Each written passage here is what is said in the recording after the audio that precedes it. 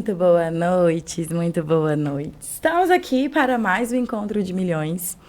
E, gente, essa semana vocês viram o nosso último convidado? Que foi aquilo, hein? Uma mulher, inspiração, mãe, aos 40 anos. Que é isso, hein, gente? Foi literalmente o Encontro de Milhões. E hoje não poderia ser diferente nesse especial das mães. Não é porque passou o Dia das Mães que a gente deixaria, né, a sua mamãe aí sem receber as mães de milhões. Então, esse mês inteiro, eu tô com convidadas só de mãe. Gente, são histórias incríveis, são histórias de superação, histórias de desafio. Então, convida todas as mães da casa, manda para todas as suas amigas que são mães, porque a minha convidada de hoje, ela tem uma história diferente das iguais. Tainara, seja muito bem-vinda ao nosso encontro, muito bem-vinda ao meu podcast. Obrigada por você ter disponibilizado aí no meio do seu dia, dessa correria, um tempinho para vir aqui bater um papo comigo. Pode se apresentar, dizer quem é a Tainara, porque todo mundo deve estar se perguntando, né? Quem que é essa mãe, Tainara? Tem a Tainara mãe e a Tainara profissional. Vou fazer um resumo aqui de tudo. Meu nome é Tainara, sou advogada, especialista em Direito do Trabalho, atuo já há aproximadamente 8 anos e sou a mamãe do Arthur. Gente, esse Arthur é tão lindo, que eu fico vendo ele nos stories da vontade de apertar. Tainara, e me conta um pouco de como que foi essa maternidade para você. Nosso encontro, ele é bastante tranquilo, a gente fala mesmo, esse mês eu tô chamando as mães pra gente falar sobre maternidade, sobre o descobrir a maternidade, porque eu acho que Deus é tão perfeito em criar o dom de ser mãe que é algo que não dá para se explicar. Cada mãe tem uma emoção, cada mãe tem uma forma de explicar, e a gente queria conhecer um pouco do que foi a maternidade para a Tainara. A maternidade, para mim, eu brinco e falo assim, eu não queria ser mãe, eu me tornei mãe, porque não foi nada planejado, foi tudo muito de repente, né? Quando eu vi, eu fui fazer o teste de gravidez e eu estava grávida. E agora? Aquela pergunta, né? E agora? Porque eu nunca almejei ser mãe, nunca almejei a maternidade em si. Eu sempre fui focada mais para minha área profissional, desenvolvimento nesse sentido. E parecia que a maternidade era um encargo muito grande, uma responsabilidade muito grande. E eu não sabia lidar, eu me julgava não ser capaz disso, e aquele negócio que a gente vai deixando. Aí, de repente, eu me tornei mãe. Não foi nem tipo, eu não tinha nos seus planos e pá. Não, nunca tive, sempre falava assim, não, a maternidade não é pra mim, porque eu vejo a maternidade, eu via, né, e vejo agora mais, como a responsabilidade, você criar, você gerar uma vida, você vai definir ali um cidadão, uma pessoa, com todos os princípios, religião, educação. É muito complexo. É profundo, né? Porque acaba que a gente tem aquela visão, assim, de você vai dar um norte para alguém. Aquela pessoa pode seguir o caminho que você pede, ela pode seguir os princípios que você ensinou, como ela pode escolher não. Ou não. E aí foge totalmente da sua alçada isso. Então, eu não queria. E como é que foi daí pra frente? Eu vou ser bem sincera, porque eu acho que a gente não tem que romantizar a maternidade. No começo foi desesperador. O sentimento foi de desespero. Foi, porque eu me vi grávida, eu tinha acabado de findar meu relacionamento, e agora? Então você tinha findado o seu relacionamento, depois descobriu que estava grávida? Foi. Cena de filme, gente. Foi. Você terminou, acabou. Terminei o relacionamento e depois veio a gravidez, e aí eu decidi não reatar o relacionamento, porque foi uma decisão para mim muito difícil, muito importante, porque não dava, né? Então, assim, em tese, eu sou mãe solo. Sim. E aí, a partir daí, que você decidiu, não vou voltar. Você contou pra ele que ele seria o pai e tudo mais, e pronto. A gente tem um jogo muito aberto, né? Eu não ia esconder isso do meu filho. Estava desesperada, e eu acho que não só meu filho tem o direito de saber quem é o pai dele. Sim. De conviver com o pai dele. Como o pai dele também tem direito de saber que ele tem um filho. Então, eu abri o jogo. E nessa conversa que nós tivemos, a gente definiu não reatar. Sim. E aí você começou a viver esse desespero sozinha. E agora, né? Eu tive uma gestação muito complicada, assim, psicologicamente falando. Eu imagino. Por causa desses entraves, né? Claro que foi um término de um relacionamento, foi tudo muito conturbado. Passei uma gestação sozinha. Tive alguns problemas físicos, né, na gestação, um descolamento de placenta, um sangramento. E você teve que ficar naquele repouso absoluto? Fiquei. Durante um período eu tive que ficar de repouso. Era limitado até subir escada. Tinha pressão baixa, então eu desmaiava. Eu não podia nem dirigir. A médica falava assim, Tainara, não pode dirigir, porque se acontecer da sua pressão baixar de forma repentina... Gente, então para você que tinha uma vida totalmente agitada, que era focada 100% no seu profissional, você teve que parar. Eu desacelerei, eu não consegui parar. Ainda assim, ela não conseguiu parar, gente. Não consegui parar. Eu brinco, e realmente eu trabalhei até o dia do parto. Gente. O dia do parto foi de manhã, eu fui para o escritório, trabalhei, tinha umas peças, algumas coisas pendentes. À tarde, eu ia fazer um ultrassom. Aí eu fui fazer o ultrassom, fiz um pré-natal em Goiânia, meu pai que me acompanhou durante o pré-natal. Fiz o ultrassom e aí foi constatado que o Arthur estava perdendo peso dentro da barriga. Não é normal isso. E aí a médica, mandei o laudo para a médica, desesperada, porque tudo é novidade, você não sabe. Gente, e agora? A culpa é minha, que tá perdendo peso, eu não tô comendo. Mas não era isso, não. E aí a médica pegou e só mandou uma mensagem para mim, mãe, vamos ter que fazer o parto hoje. Você já estava de 9 meses? Eu tava com 36 semanas. Nossa. Gente, eu nunca sei esse trem de semanas. Talvez quando eu for mãe eu vou saber, mas... Só mãe que sabe. Eu nunca sei, porque as pessoas falam... Por que eu tô de 4 semanas? Não é um mês? É um mês. Não, é 4 semanas. E eu, gente, mas nas minhas contas 4 semanas é um mês? Aí ela fala, não, 30... Aí eu tenho que ficar fazendo conta na minha cabeça. 36 semanas é no 9º mês, a partir da 37ª, se eu não me engano, e posso estar errada, hein? É que o nascimento pode acontecer a qualquer momento. A gravidez vai até 40 semanas. Senhor. Via de regra. Uhum. Aí passou disso, não pode. Entendi. Tá vendo, gente? Aulas de conta aí, ó. Então, partiu daí, você precisou fazer o parto, assim, no susto. Foi no susto. A médica ligou para mim, mandou mensagem. A gente retornou para Anápolis, já pegou as coisas e já voltou para Goiânia. 7 horas, eu já entrei na sala de parto. 7h56, o Arthur nasceu. E ele nasceu normal, cesáreo? Eu tive que fazer uma cesárea. Isso aí foi uma outra frustração que eu tive, porque eu falei assim, já que é para viver a maternidade, já que eu me tornei mãe, eu quero presenciar cada aspecto, cada parte, desde a gestação, aquelas engrenagens todas da gestação, você sentir a criança mexendo dentro da barriga, os mal-estar também, né? Porque a gente passa mal, muito mal. Até o parto, então eu trabalhei durante toda a gestação para ter um parto natural. Só que a minha médica, ela é muito humana. E aí ela pegou e falou assim, Tainara, quem escolhe o parto é o neném, não é a mãe. E eu descobri isso porque o Arthur, ele era pélvico. O neném pélvico é aquele que fica sentadinho. Ele não vira de cabeça para baixo para ter o parto natural.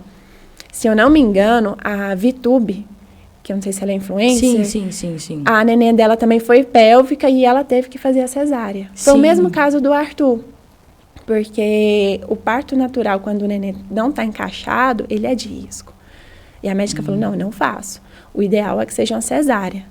Então, aí nós optamos pela cesárea. Entendi. E aí, isso tudo decidido na hora? Não, o parto cesárea já estava vindo conforme a gente vai acompanhando durante o pré-natal. Tá, você vai vendo que... E aí vai chegando no momento que ela era para ele virar, só que ele ficou um pouquinho com preguicinha, não quis. E aí já tinha decidido a cesárea. Só que a cesárea estava marcada com 5 dias depois. Ele antecipou 5 dias. Era dia 20 de setembro, a cesárea, e aí ele nasceu dia 15 de setembro de 2021. Ixi, Maria, você é ansiosa? Sou. Então tá aí, o Arthur já nasceu ansioso. Teve que empuxar. Ele não roubou nada de ninguém, é tudo herança de família. Só herdou. Só herdou. E como é que foi E assim, você já tinha acolhido essa questão da maternidade, já tinha vivido todos esses meses, esse processo. E aí, quando você ficou sabendo que ia ser um parto, não podia ser normal, do jeito que você queria, aí você teve que lidar com isso tudo. E o psicológico? Não tinha. Nossa. Gente, a carinha dela falou, não tinha, melhor. Não tinha. Psicológico, é porque... E você fazia terapia? Você fazia acompanhamento? Eu tive que fazer terapia. Eu tive que fazer terapia pós-parto também, porque eu tive depressão pós-parto. Nossa. Por causa de problemas durante a gestação. Então, eu desencadeei também uma depressão pós-parto. Eu sempre fiz acompanhamento, até porque a minha psicóloga já falou que eu vivi um momento de luto. Aquele momento ali da descoberta da gestação, até a aceitação e até vestir a camisa, falar assim, não, eu sou mãe. Eu vivi um momento de luto, aquele momento assim, não quero. Sim. Não pensei em abortar, nada disso, até porque eu tenho as minhas crenças religiosas, mas é aquele negócio assim, a ficha não caiu. Gente, eu sou mãe, e agora? Não, apesar que eu imagino que o sentimento deve ser assim, eu tô grávida, não é nem eu sou mãe. Ou você já tem esse sentimento de sou mãe? Não, eu já tive, assim... Na hora que você viu o positivo? Na hora que eu vi o positivo, o teste lá deu positivo, eu falei, gente, sou mãe. Então não foi nem eu estou grávida. Não. Tem mulher que fala que tem o sentimento de estar grávida até ela entender que ela é mãe.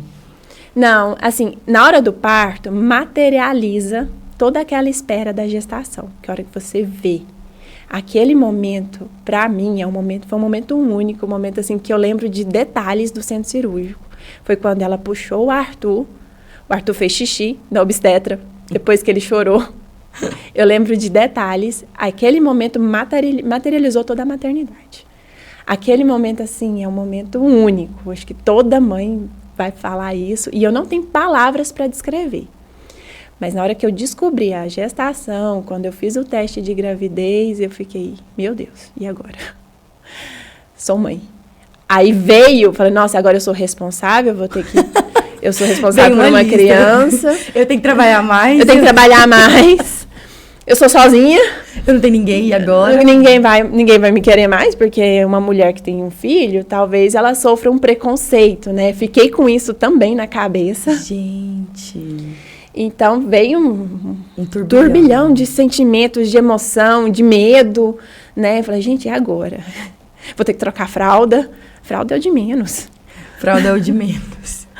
Quando você se depara de uma situação assim, eu imagino que... Não dá para imaginar. Por mais que a gente fale sobre a maternidade, é muito complicado. É só quem vive, de fato, a maternidade, assim, quem passa pelos processos, igual eu falei, é muito engraçado como 10 mulheres passam por processos. 10 mulheres podem ter depressão pós-parto. 10 mulheres podem ter uma gestação inesperada. Mas 10 mulheres vivem dores completamente diferentes. Não, e o engraçado é que eu conversando com algumas amigas minhas, que a gravidez era planejada, porque no meu caso não foi, elas também tiveram esse momento de aceitação. Sim. Muito embora ela queria ser mãe, já estava almejando, trabalhando nisso, quando materializa, fala assim, nossa, agora eu sou mãe. Dá um baque, né? Porque muda a sua vida dá uns 360 ali. Que agora você vive em função de você, agora você vai viver em função de outra pessoa. E necessita, né? Não tem jeito. É um serzinho indefeso, que precisa de cuidado o tempo todo, precisa de atenção, precisa de carinho, precisa de amor. Então, a vida muda. Seu tempo muda. Tudo você muda. Se redescobre. Tem a Tainara antes da maternidade e a Tainara depois da maternidade. Que isso, hein? Eu tô falando, gente, nesse encontro só tem mulher de milhões, só tem mães de milhões. E, Tainara, assim, depois que ele nasceu, eu sei que vocês enfrentaram uma barra, né? Um processo, que seu filho tem 2 aniversários. Tem. Conte pra nós um pouco desses 2 aniversários. Eu emociono, peço até desculpas. Porque não, às tem vezes nada que pedir desculpa, porque a maternidade, ela é pra isso. É porque o Arthur, ele nasceu com uma doença rara, né? A gente diagnosticou com quase 2 meses de idade. Eu vou explicar de forma bem leiga, eu não sou médica, sou advogada. Então, o meu negócio é direito. E não medicina. Ele nasceu com uma doença chamada atresia das vias biliares. Esse nome complexo aí. Que nada é? Ele não tinha o canalzinho que drena a bile do fígado para o intestino. Não tinha. Aí a bile era armazenada no fígado e causava cirrose hepática. Então, quando ele foi antes um pouquinho de 2 meses, porque via de regra nós levamos o neném todo mês ao pediatra para acompanhamento de ganho de peso Sim. e desenvolvimento. O Arthur, ele estava ictéreo, estava bem amarelinho. Pode ser que dê essa icterícia neonatal, inclusive em bebês saudáveis, é comum acontecer isso. Só que passa, e a dele não passou. Então, um pouco antes de 2 meses, porque é um marco bem, eu lembro, eu sou boa de datas, dia 13 de novembro de 2021, eu levei ele na pediatra. Falei, gente, o amarelão dele não está curado, o que está acontecendo, né? E aí a pediatra olhou ele, muito competente, e avaliou as fezes dele.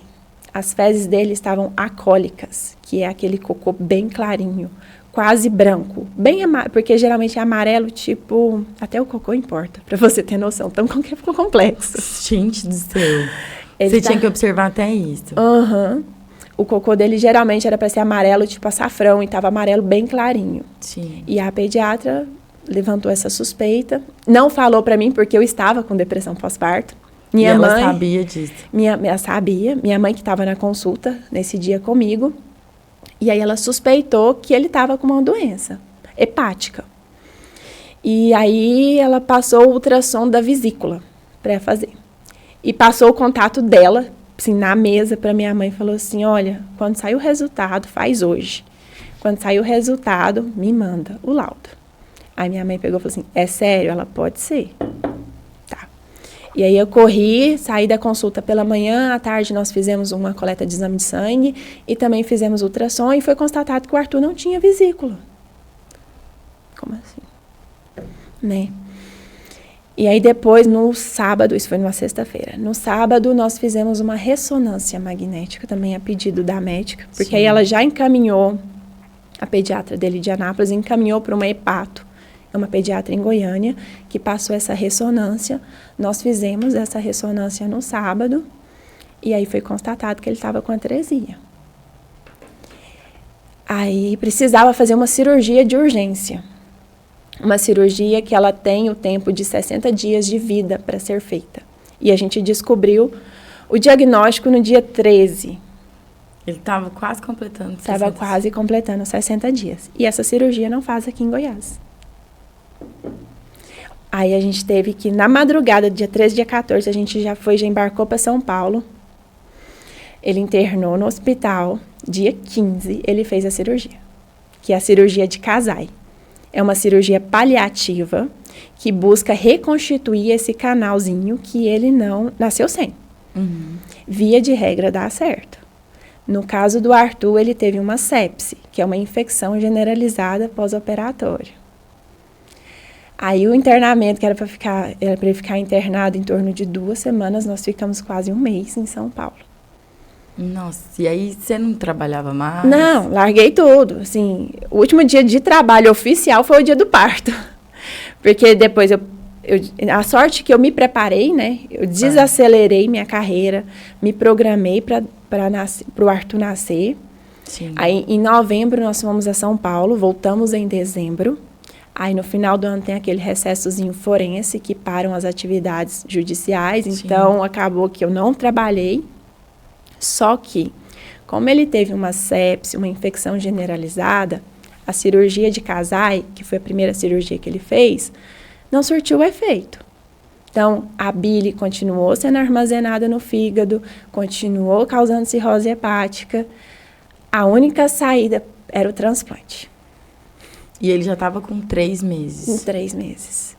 Foi numa consulta que nós fomos... Nesse intervalo todo, você já tinha, assim, a sua depressão já tinha ido embora, quando você descobriu que ele estava doente? Eu liguei o modo automático. Na hora que eu fui para São Paulo, que eu comprei as passagens, e nós fomos para São Paulo, eu liguei o modo automático e falei, gente... Deus cuidou, né? Deus foi guiando, porque, graças a Deus, os médicos são extremamente responsáveis. Tem uma pediatra lá em Goiânia, em São Paulo. É uma referência nacional, que é um anjo, ela é um anjo da guarda. Eu emociono, que é a doutora Gilda. Ela que curou o Arthur. Sim, ela que tocou a primeira cirurgia. Claro, a equipe de cirurgiões também, sensacionais. Mas ela fez tudo. Que organizou tudo, porque o transplante, ele teria que ser ou custeado pelo plano de saúde ou pago de forma particular. Não tínhamos condições. Sim, se tinha acabado de ter um bebê. Não tinha condição financeira, né? E aí essa pediatra, e o pai dele custeou a primeira cirurgia. Né? A primeira cirurgia de casar foi custeada pelo pai dele, porque o tratamento foi em São Paulo. O plano de saúde do Arthur tinha abrangência somente no estado de Goiás. Em Goiás nós não faríamos essa cirurgia. E aí o pai dele custeou essa cirurgia lá. E aí como é que ia fazer com o transplante? E o transplante não é barato. 10 vezes maior que a primeira cirurgia. São 2 cirurgias, né? Aí eu vou chegar lá na parte do transplante. Então, assim, essa pediatra, eu enalteço o trabalho dela, assim, sem exageros. Porque ela conseguiu a inclusão do Arthur no PROAD, que é um sistema dos hospitais referências de São Paulo com o governo federal. E nós operamos no Sírio-Libanês pelo SUS. Nossa. Graças a ela. Ela comprou a missão do seu filho, né? E seu filho é uma missão. O mais bonito é que ela faz isso toda semana. A equipe de transplante, eles transplantam toda quarta-feira. Nossa, gente, eu tô toda arrepiada. Salva a vida de nenéns igual o Arthur, do Brasil inteiro. Porque todo mundo que tem um problema hepático e precisa de transplante vai acabar lá. Porque só ela faz. Ela faz. E ela consegue a inclusão, ela tem toda a logística, né, da equipe dela, que trabalham salvando vidas de criança. E ela brigou para fazer o transplante do Arthur, e eu vi ela brigando para fazer o transplante da Juju, que é uma neném que transplantou 1 semana depois do Arthur. Eu vi. Eu acompanhei os e-mails, ela mandando e-mail, né, lá na equipe do Sírio-Libanês, do hospital. Sim. E enalteço também o trabalho do Hospital Sírio-Libanês, porque é um hospital que atende mais a classe alta. Ninguém sabe que lá faz pelo SUS, mas é uma entidade filantrópica, presta serviços para o governo federal via SUS, e o atendimento do paciente pelo SUS, tanto quanto o paciente que custeia, é igual. Não tem diferença. É um atendimento único. Assim, é humanizado. É sensacional, não tem palavras, sabe, para descrever mesmo. Era um momento que a gente precisava muito, porque dia 3 de janeiro foi quando a gente teve a notícia que seria o transplante. Sim. E ela chegou para mim e falou assim, mãe, prepara, transplante. Não tem como fugir. Aí a gente tinha que ver a questão de doadores, né? Porque o transplante de fígado, assim como de rins, ele é feito na modalidade intervivos. Ou seja, tira o órgão de um doador vivo e coloca no receptor, que no caso era o Arthur. Sim. E aí tinha as características para ser doador. É uma peneira muito fina, tem que ser uma pessoa que está bem, psicologicamente falando, porque você passa, assim, por uma um batidão, uma entrevista com psicólogos para ver se você está apto. E fisicamente também, porque eles tomam muito cuidado com o doador. Porque é uma pessoa que está bem, não precisa de nenhuma intervenção cirúrgica, que vai passar por um procedimento cirúrgico de alto risco para salvar a vida de outra pessoa. E aí, entre janeiro até março, a gente ficou na busca para doadores. Aí acabou que eu era compatível. Que bênção. E era a única. Eita. Disposta a doar. Tinha outras opções, mas foram descartadas. Sim. Porque eles tentam, né? Por caso, o Arthur, a mãe ia ser como se fosse a última hipótese. Sim. Porque ele é um neném, tem os cuidados na UTI pós-operatórios, porque o pós-operatório de um transplante não é fácil. Sim. Nós ficamos em torno de 2 meses em São Paulo. Então, eles tentaram outras alternativas, não foram frutíferas, e aí acabou a missão para mim. Caiu no meu colo. Com depressão, um filho doente, fora da sua cidade, sem trabalho, sem dinheiro, e com a decisão de doar um pedaço de você para o seu filho. Você nem pensa. Não, eu me senti honrada. Poxa, é um elo que eu vou ter com meu filho. Quantas pessoas você conhece que doam um órgão?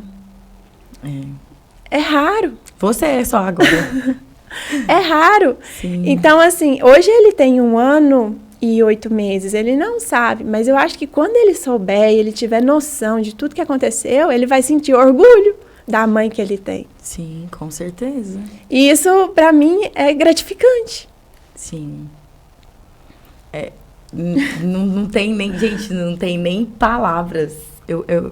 Quando eu falo que as mães aqui são de Minas, gente, de fato você estar disposta. Eu falo que no nosso primeiro encontro de mães, eu disse que o amor de mãe é o amor que mais se aproxima do amor de Deus.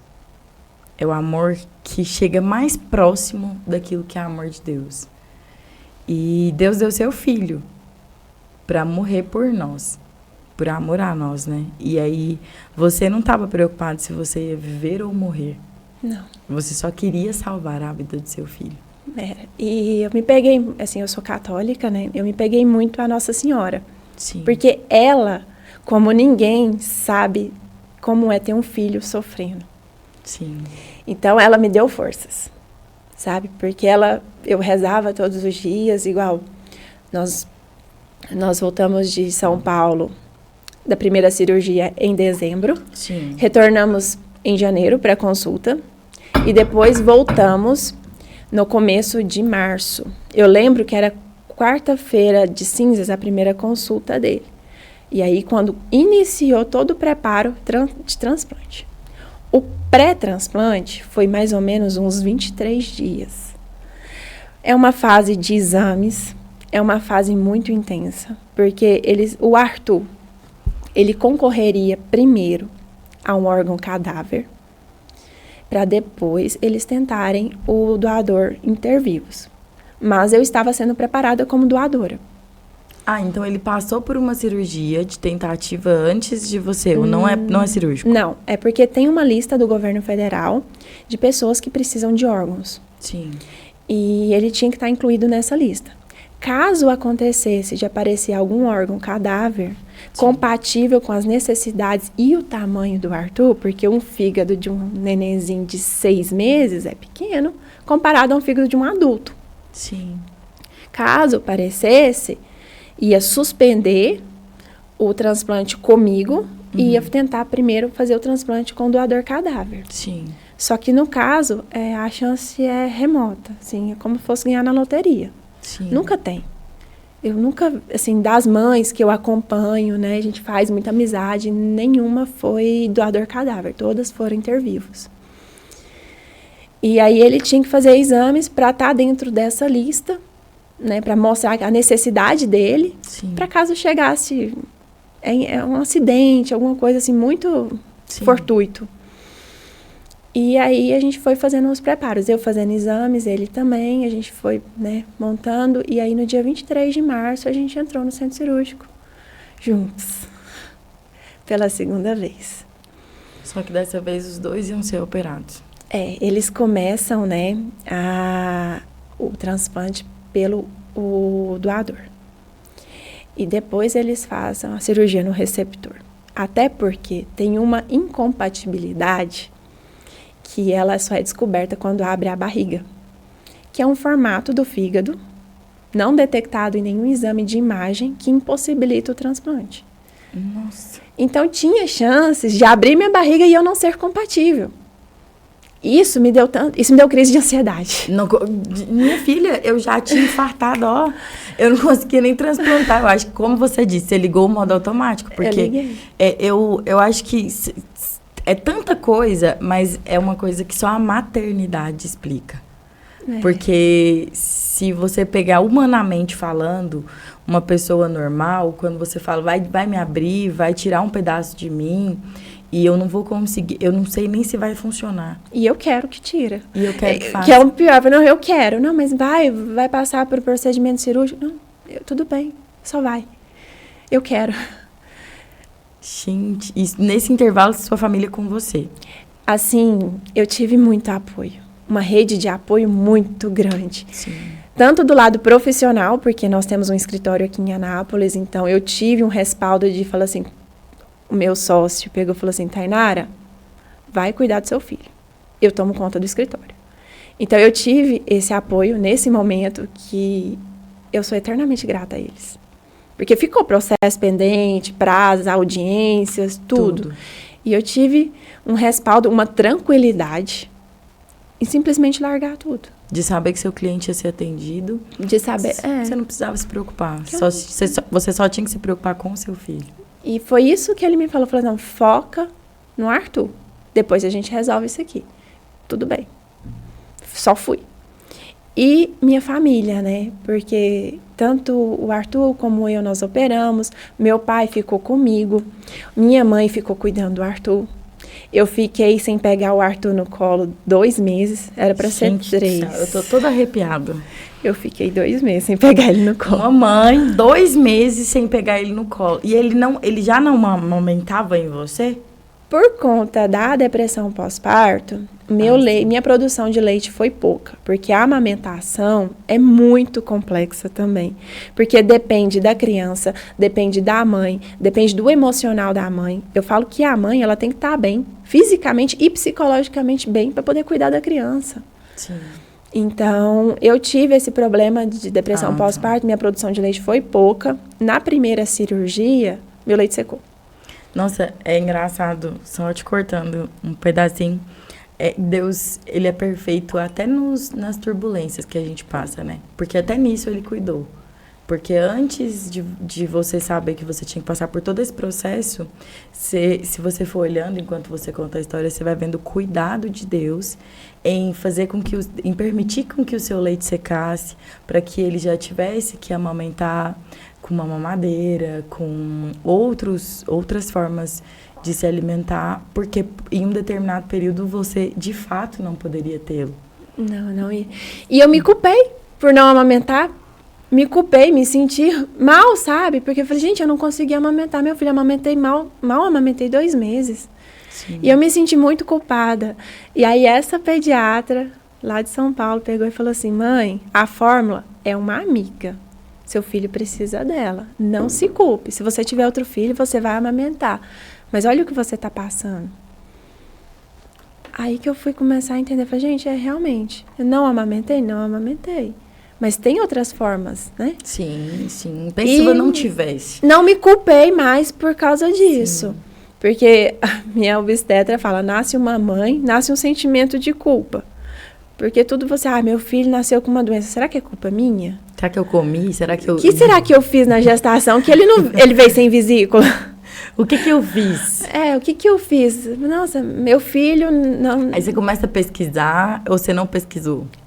Eu não tive tempo para pesquisar. Graças a Deus. Tá vendo? Mais um cuidado da mão de Deus. Eu só fui pesquisar sobre transplantes um pouquinho antes da gente ir para São Paulo em março. Foi quando eu tive tempo, né? Uhum. Porque realmente o Arthur demandava. Ele tinha muito desconforto, ele estava muito debilitadozinho, né? Então, assim, ele era uma criança que não dormia bem. Ele acordava 6 vezes na noite. Eu parecia um zumbi. Nossa. A privação de sono foi muito grande pré-transplante. Ele sentia, a barriguinha dele era bem inchada. Então, tinha os cuidados, tinha que tomar remédio. Então, eu não tive tempo de pesquisar mesmo. Fui pesquisar quando a gente estava indo, quando bateu o martelo. Falei, não, realmente, Tainara, você vai ser a doadora. E agora? Sentei com o cirurgião e ele explicou para mim como seria a cirurgia, explicou sobre essa incompatibilidade que poderia ter vindo, explicou que, por exemplo, em casos, né, eles pedem um segundo nome de um doador, que seria o doador backup. Se não desse certo com o doador por causa dessa incompatibilidade descoberta somente quando abre a barriga, ele já iniciaria o procedimento no dia seguinte com outro doador. Só que o Arthur foi sem o backup. Ele não tinha uma segunda pessoa? Não tinha ninguém. Nossa, Deus ele é incrível. E deu certo. Gente, são duas pessoas extremamente guerreiras, né? Ele e você, porque até num detalhe do formato do seu fígado ser igual, né? Ser compatível, você percebe que foi mais que um cuidado de Deus. Foi, porque poderia não ser. E onde eu ia arrumar um fígado? Não é como o Mercado Livre, que você entra lá e pesquisa, compre-se um fígado. No Google? No Google. Como comprar um chat GPT, como comprar um fígado. Onde eu vou ir arrumar um fígado, né? E aí foi feita a cirurgia, igual eu estava falando anteriormente, no dia 23 de março. Tirou 1/3 do meu fígado e colocou nele. Então o fígado ele não é tirado inteiro? Não. Ele tira um pedaço por conta do tamanho? Isso. Entendi.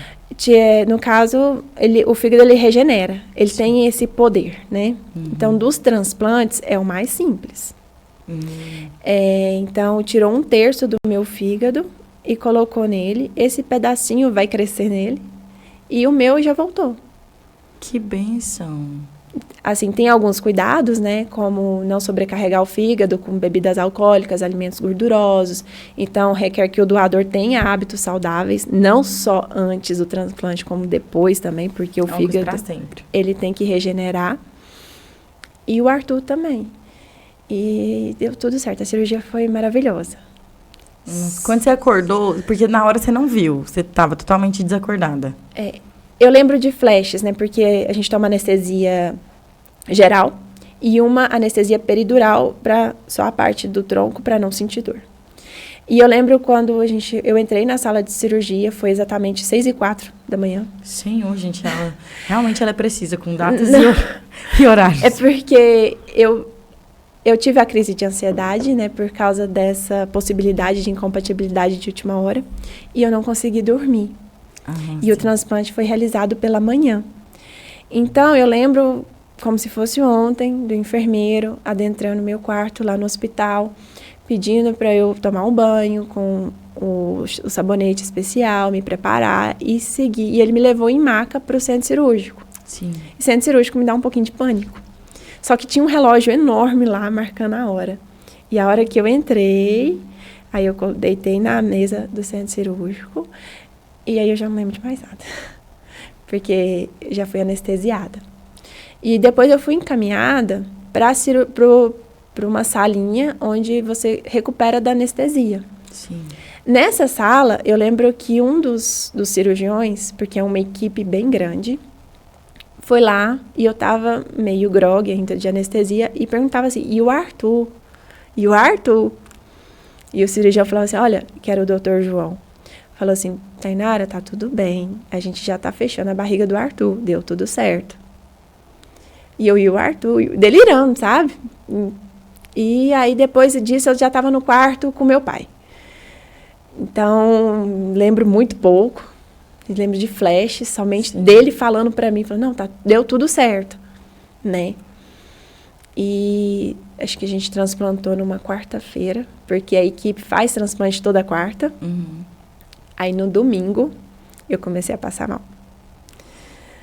E você viu o Arthur na quarta? Não viu? Não vi, né? Porque eu fui para uma ala que era adulto e o Arthur estava na ala pediatra.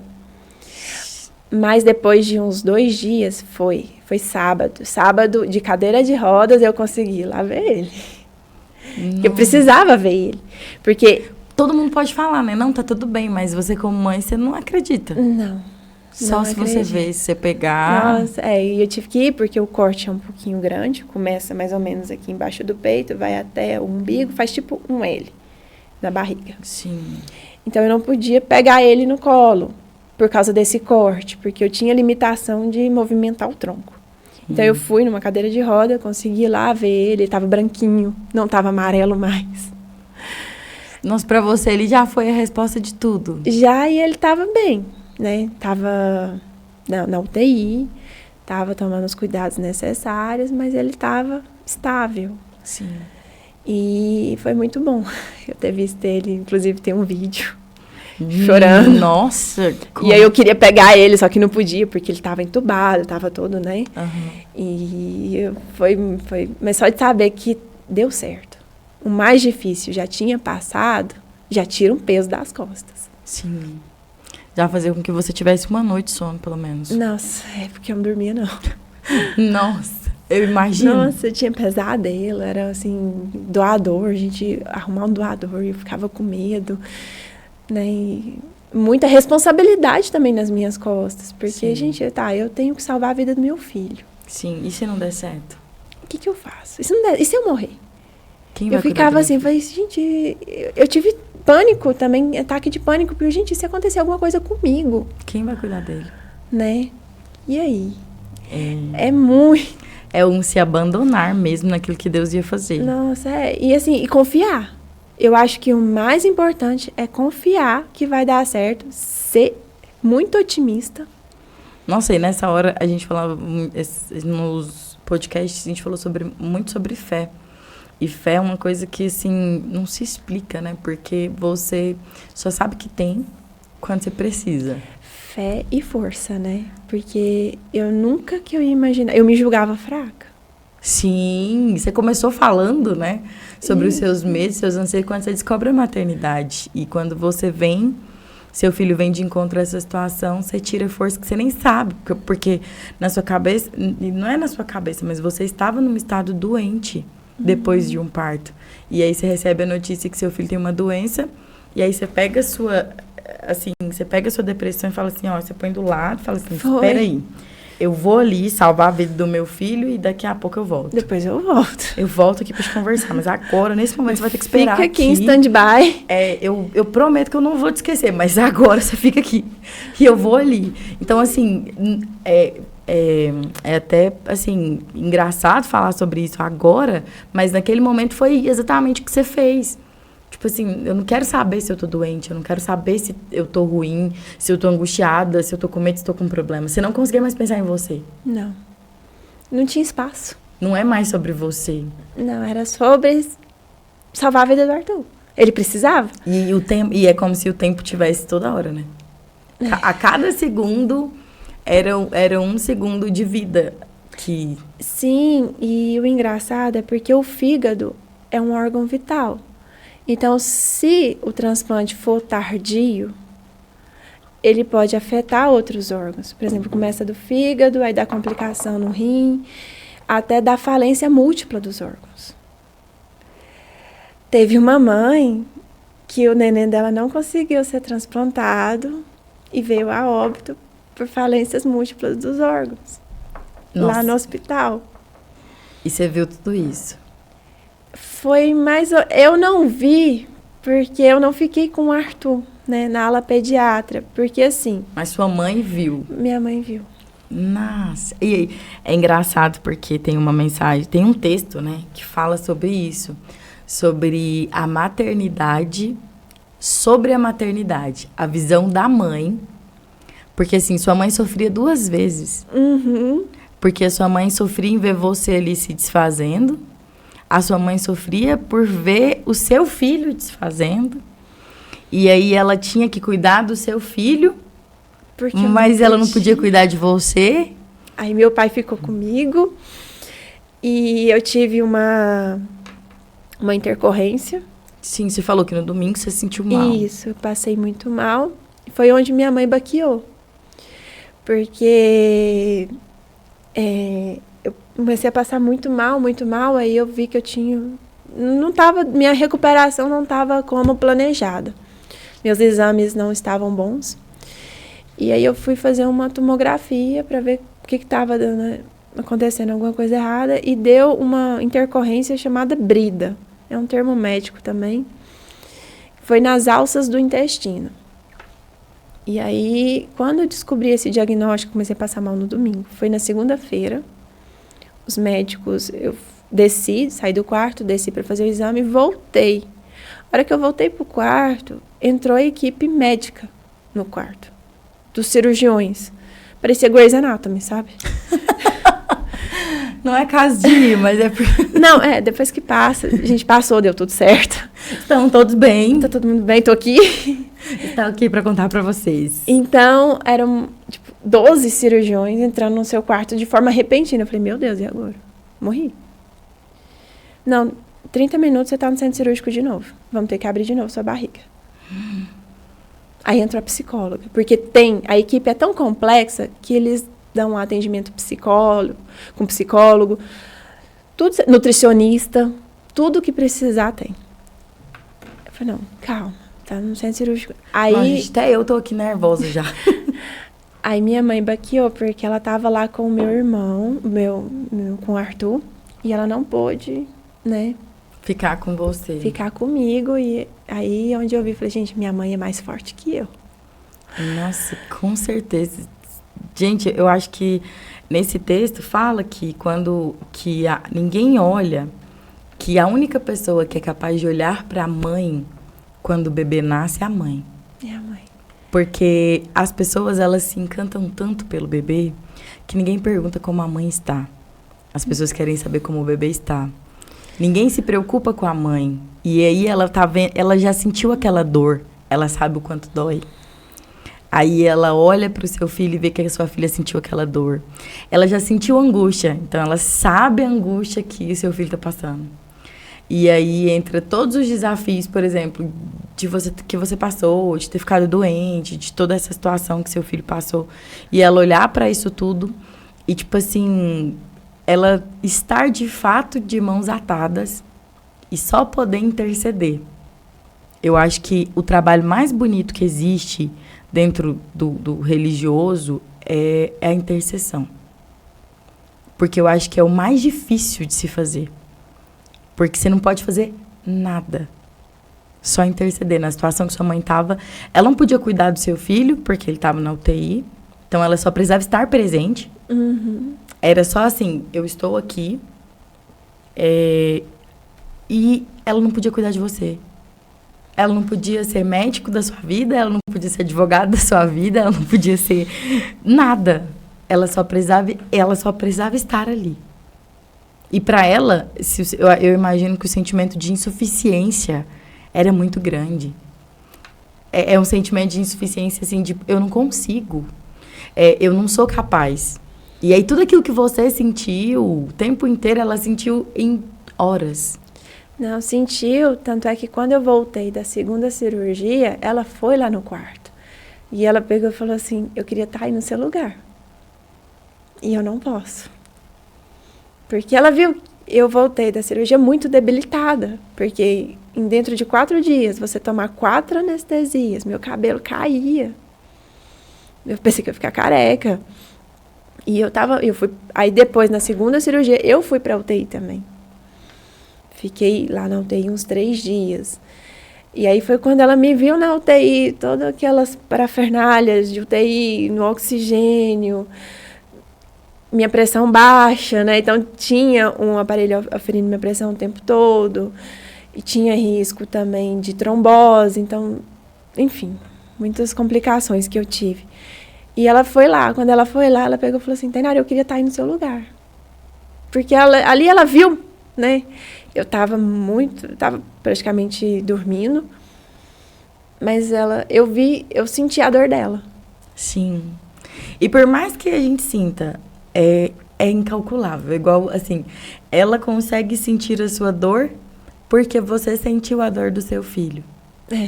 Porque eu estava lá pelo meu filho. Porque você estava lá pelo seu filho. Então, para você não era dor. Não. Para você podia morrer. Que não, você não se importaria naquele momento, porque você tinha salvado a vida do seu filho. Minha missão foi concluída. Aquele momento que eu perguntei pro médico, falei assim, e o Arthur? Não, o Arthur tá bem, deu tudo certo. Pronto. Ali eu já podia, entre aspas, descansar em paz. Você já estava pronto. Mas aí, do outro lado, existia uma outra mãe. Que ela viu o seu filho ali, tentando se recuperar, vendo bebês como essa outra que não conseguiu se recuperar, perdendo. Nossa, essa história foi pesada. E aí ela via aquilo E ela não sabia se seu filho poderia acontecer alguma coisa a qualquer momento, porque essa que a gente estava conversando antes de começar, né? Essa espera de hospital, essa espera de UTI é angustiante demais. Nossa, muito. Porque você não... A 1 minuto tá bem, 2 minutos não tá. Até sábado você tava bem, domingo você não tava. Então, assim, você tem um dia bom, um dia ruim, 2 dias bons, 5 ruim. E aí fica nessa angústia. E aí, para sua mãe, ela olhava para o Arthur e aí tinha dia que ele estava melhor, tinha dia que ele estava, assim, mais fraco, mais ruinzinho.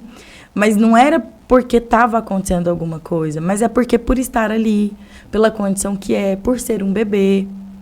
Então, tudo aquilo acontecia. E ver você naquela situação, ela sente uma dor que ela, assim, ela quase que triplica. Porque entra a insuficiência materna dela, entra o amor dela por você e dobra o amor dela. Porque diz que amor de vó é 2 vezes o amor de mãe. Ela fala pra mim, ela é bem clara, ela fala assim, Tainara, eu amo vocês 2, mas um eu amo mais. Não tem ela fala, explica. O amor, eu imagino que o amor de vó, eu não sei se é porque eu tenho minha avó e ela é mais linda da minha filha. E aí eu falo muito pra ela, eu falo assim, vó, aí ela fala, não dá. É amor que não se mede mesmo. É um amor que não tem. E numa situação como a que a sua mãe viveu, você é muito, muito forte. Mas eu vou te falar, a sua mãe é muito forte.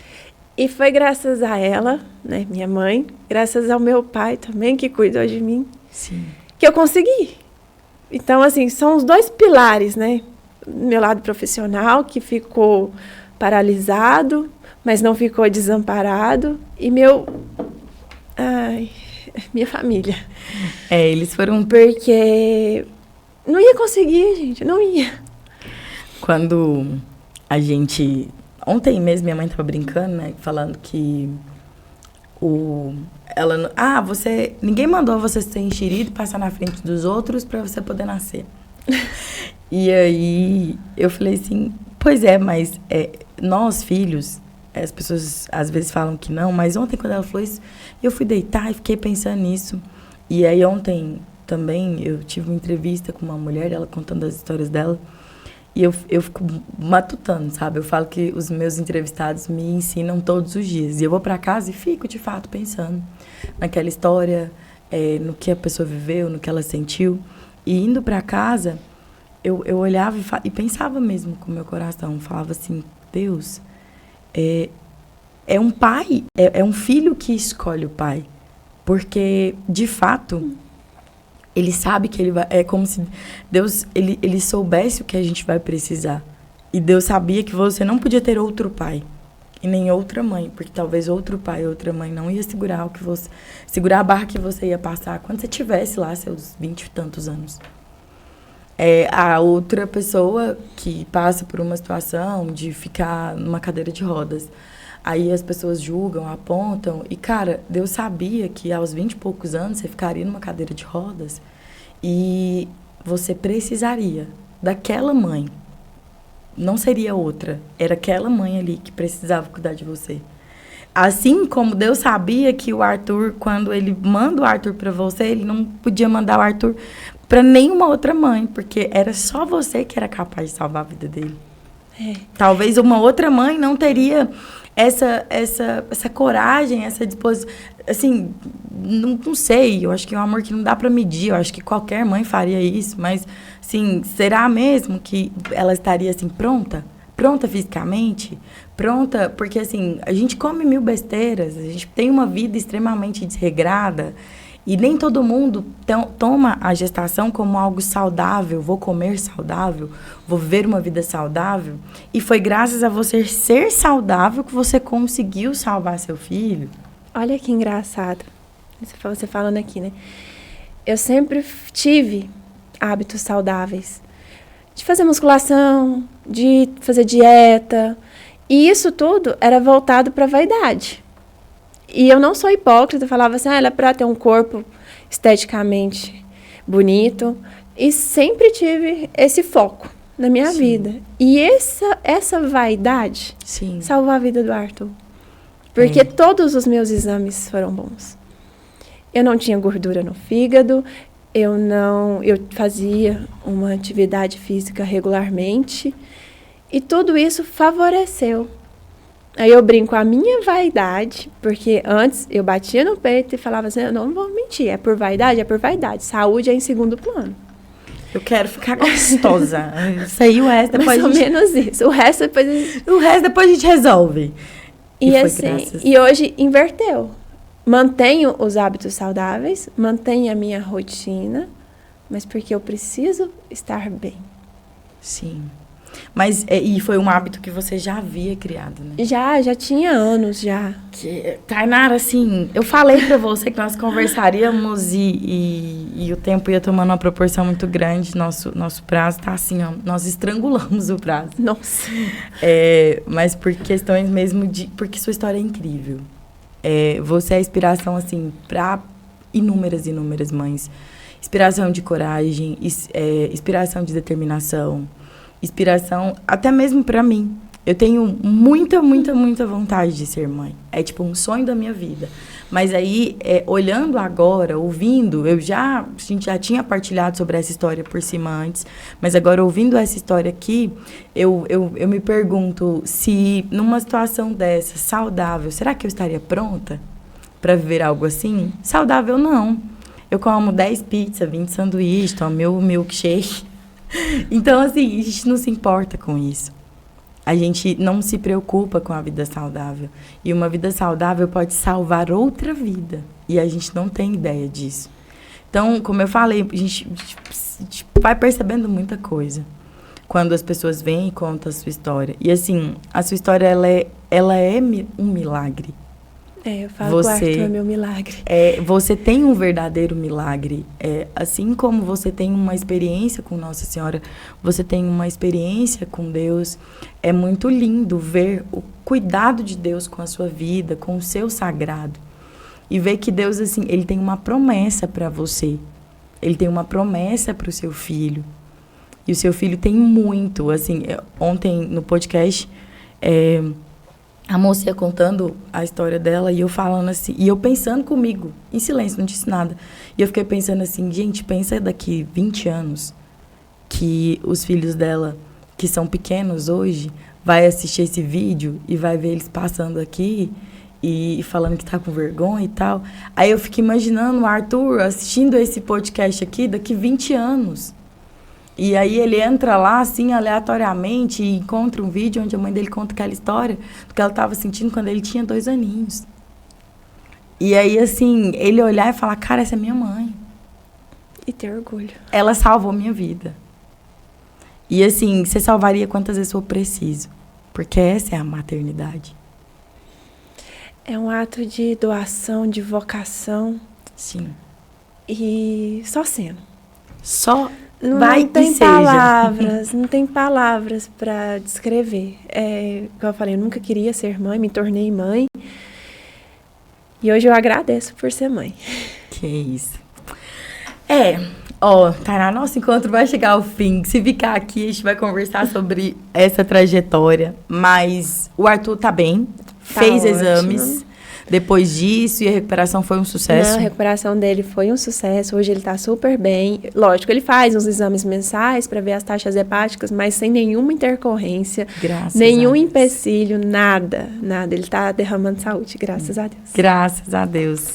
Então, Tainara, quero te agradecer pelo seu sim, pela sua disponibilidade, por trazer um pouco da sua história para nós.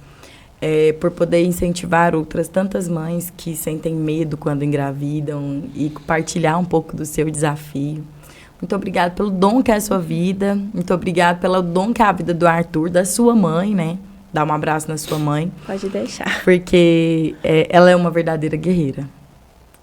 Sim. Nossa, ela é o meu porto seguro. Inclusive, ela está com o Arthur agora para eu poder estar aqui. É minha rede de apoio e minha heroína. Ai, coisa boa. Então, já vamos aproveitar que é Dia das Mães. E aí, eu queria que você deixasse uma mensagem para sua mãe. Nossa, mensagem para minha mãe. Para sua mãe. Quando ela assistir esse podcast aqui, ela vai ter uma mensagem da Tainara. Gente, o que eu posso falar para minha mãe? Eu acho que eu não tenho palavras para agradecer tudo que ela fez por mim, tudo que ela fez pelo Arthur. Ela é um exemplo de guerreira, de mulher. Olha aqui, chama ela pelo nome, fala pra ela. ela. É a dona Elisete. Eu acho que ela vai assistir. Se ela não assistir, eu vou brigar com ela. Mas o que eu tenho pra falar pra ela? Eu sou meio tímida, tá? Não sacanhe. Eu acho que a Cristal tem que enaltecer toda a vocação dela, porque antes de mãe ela é vó. E ela faz, assim, melhor do que como ninguém. O Arthur não poderia ter melhor vó do mundo, e eu não poderia ter a melhor mãe do mundo. Que ela nos ajuda não só nos momentos mais difíceis, que foi esse momento do transplante, mas ela nos ajuda em todos os momentos felizes, está sempre do meu lado, sempre me apoiando. Quando eu erro, ela puxa minha orelha. Quando eu acerto, ela enaltece meus acertos. Então, é só falar que eu amo muito, muito, muito ela. E eu sou eternamente grata e não tem palavras para descrever o meu sentimento, o meu carinho, a minha admiração pela pessoa que ela é, pela mãe que ela é e pela avó que ela é. Ai, gente, que gracinha. Foi no improviso. Tá, é assim mesmo, a gente gosta assim. E, Tainara, só pra gente finalizar o nosso encontro, eu queria que você deixasse uma mensagem. Se hoje você tivesse que deixar uma única mensagem no outdoor da vida da Tainara, qual era a mensagem que a Tainara deixaria? Resiliência. Ressignificar. Força. Muita empatia. Eu estou norteando a minha vida nesses aspectos, porque eu me redescobri não só como mãe, como mulher também, e nisso eu tenho uma força dentro de mim que eu pensei que eu nunca ia ter. Isso me motiva todos os dias a levantar, a buscar o meu melhor, tanto para mim quanto para o meu filho, e eu não meço esforço. Brigo, enfrento grandes leões, enfrento grandes batalhas e o melhor, eu tô vencendo. E que bom, isso é maravilhoso. Então, mais uma vez, obrigado pelo seu sim, por estar aqui conosco. Obrigado para você aí de casa que assistiu o nosso Encontro de Milhões e se emocionou também, né, com essa mãe aqui que nós trouxemos hoje. Foi um podcast de grandes emoções. E para você aí que ainda não se inscreveu no nosso canal e que não assinou a NET, nós estamos disponíveis no canal 526, eu acho que é, gente, eu sempre banano nos números, da NET, da Claro. A TBO está com o canal Anapolino disponível, com toda uma programação incrível esperando por você. E fique com a gente aqui durante a semana que nós teremos mais Mãe de Milhões e esse mês nós teremos, assim, muitas histórias emocionantes ainda. Você não pode perder isso. Combinado? Nos encontramos, então, no nosso próximo encontro. Tchau, até o próximo.